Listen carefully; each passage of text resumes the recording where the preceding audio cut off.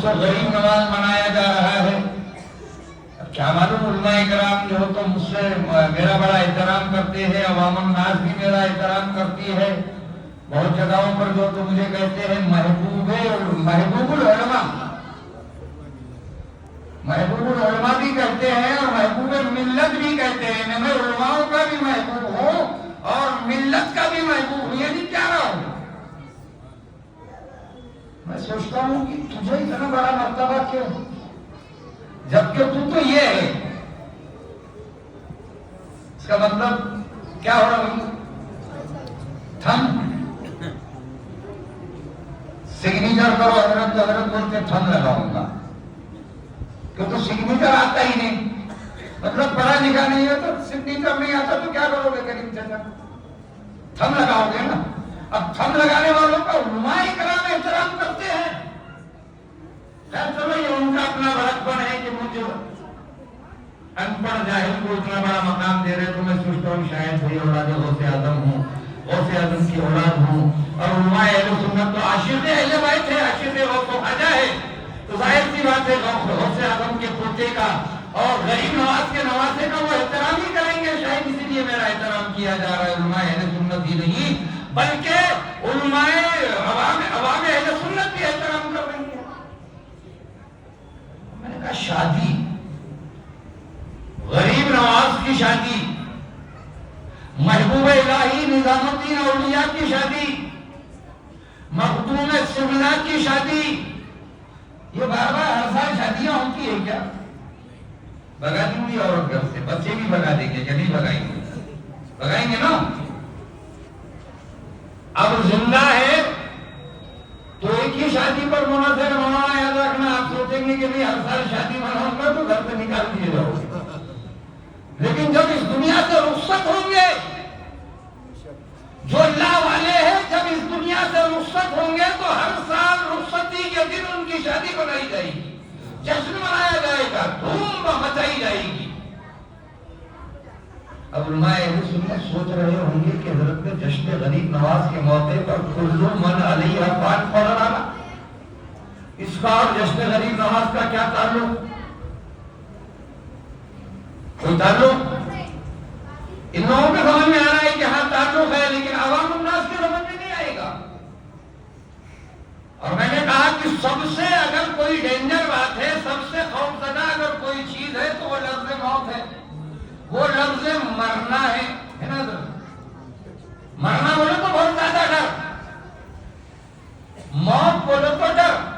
اور جہاں موت کا ذکر ہوگا تو لوگ کہیں گے کہ یار یہ مانوس باتیں کر رہے ہیں, موت کا ذکر کر رہے ہیں. تو میں نے جو تو آپ کے خطیب و امام بھی جو تو خطبہ نکاح پڑھاتے ہیں, عبد المقتدر قادری بھی خطبہ نکاح پڑھاتے ہیں, علماء ہے نا وہ پڑھاتے ہیں. ہم نے کہا یا ایھا الذین آمنوا اتقوا اللہ حق تقاتہ ولا تموتن الا وانتم مسلمون. پڑھتے ہو نا خطبہ نکاح کیا ہے؟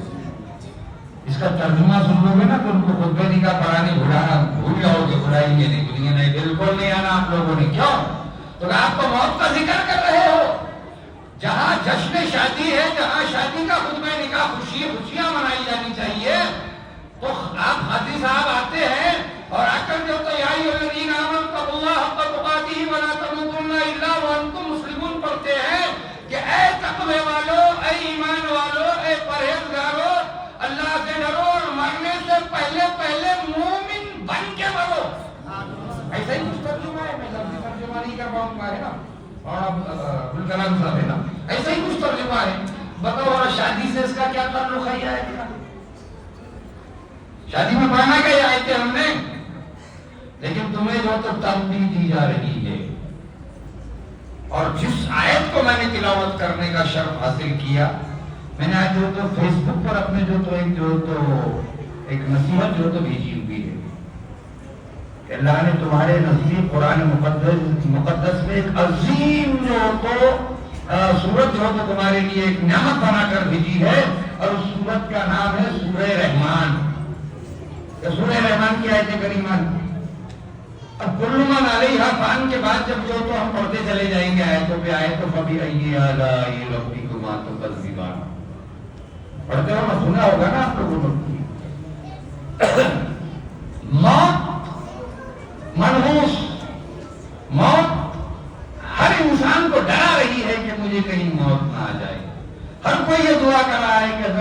عمر جو تو لمبی ہو جائے، اس کی عمر میں برکتیں ہو جائے، ایسی دعا کی ہے نا.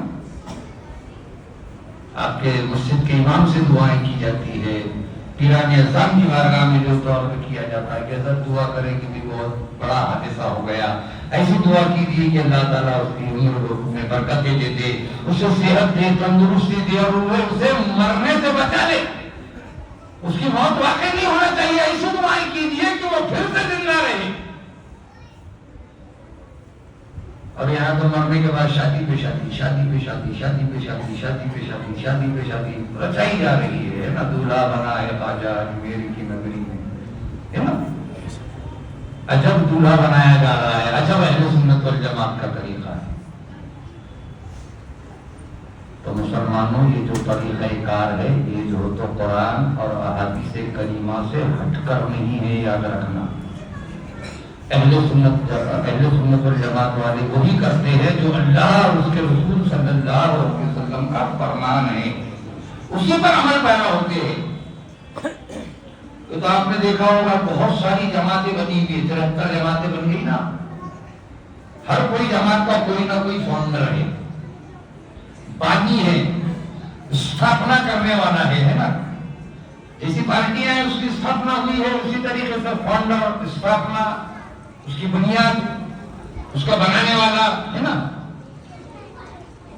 تو ہم اس جماعت کے جو تو ہم پیروکار ہیں، اس جماعت میں اللہ تعالیٰ نے ہمیں جو تو رکھا ہے، جس جماعت کا نام اہل سنت والجماعت ہے.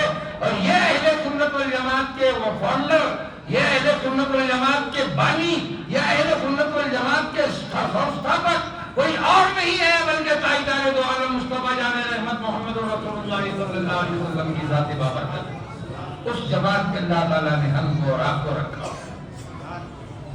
کبھی اس میں غور و فکر کیا کہ جشن غریب نواز منایا جا رہا ہے یہاں سے جو تو 1400 کلومیٹر کے فاصلے پر، شاید 1400-1500 کلومیٹر ہوگا، لوگ کہتے ہیں 1100-1300، لیکن 1400 کے آس پاس ہوگا. 1400 کلومیٹر پر سرکار غریب نواز آرام فرما رہے ہیں اجمیر کی دھرتی پر. اور یہاں پمپری چنچور میں جو تو ان کا جشن منایا جا رہا ہے، ان کا عرس منایا جا رہا ہے، ان کے نام سے لنگر لٹایا جا رہا ہے، ان کے نام سے جو تو لوگوں کو جمع کر کے جو تو جشن غریب نواز کے نام پر پیغام اللہ اور پیغام رسول اللہ دیا جا رہا ہے. جب اللہ والوں کا ذکر اور جشن منایا جاتا ہے تو اللہ اور اس کے پیارے حبیب صلی اللہ علیہ وسلم کا پیغام دیا جاتا ہے. جیسا کہ ابھی حافظ صاحب عبد المقتدر قادری صاحب نے کہا کہ بھی جشن غریب نواز منانے سے فائدے کیا ہے؟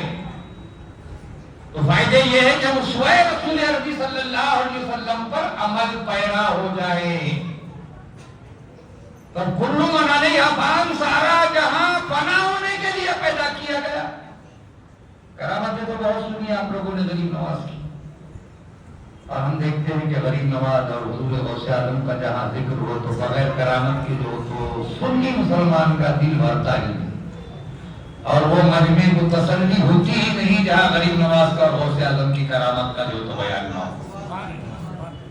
لیکن ہم نے سوچا کہ یہ کیا کم کرامت ہے مسلمانوں کہ غریب نواز اجمیر کی دھرتی پر ہے اور ان کا تذکرہ جو تو پمپری چنچور پر جو چنچور شہر میں جو تو ہم منا رہے ہیں، تو یہ کرامت نہیں تو اور کیا ہے؟